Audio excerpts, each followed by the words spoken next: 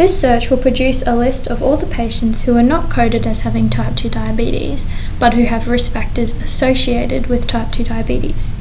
The information shown is indicative only and is intended to be used as a way of searching a patient's record to see if they could have a chronic condition based on the search terms, but have not been correctly coded. The search terms are generic and may not include every person with a condition, but it gives you a good idea or a good indication to the people who could have type 2 diabetes but haven't been identified. So the first thing we need to do is click on the View Filter button in the menu bar. Select Active 3 visits in the last 2 years and select Recalculate. In this search we're going to use Cleansing Cat, so select Cleansing Cat from the menu bar.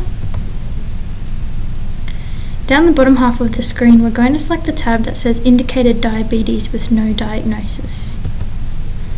So when you click on here it will produce a list of people who are likely, possible, or could just use a review because it might be possible that they have type 2 diabetes. So with this person here, they're coded as red because they have a high HbA1c. This person's coded as possible because they're taking an anti-diabetic medication. They also have a high BMI. This person, the top person, is also a smoker. So basically it's showing you prerequisites that are usually found in people who have type 2 diabetes, but perhaps the person hasn't been coded. Using Cleansing Cat, you can double click on the patient's name to open up their clinical record and see in more depth if that patient does actually need to be coded, or perhaps some tests need to be taken to see if they do have type 2 diabetes.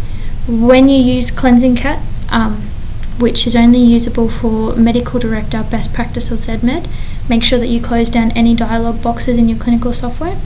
And also, once you've come into Cleansing Cat, you may need to go into your clinical software, log out and log back in so the two software link.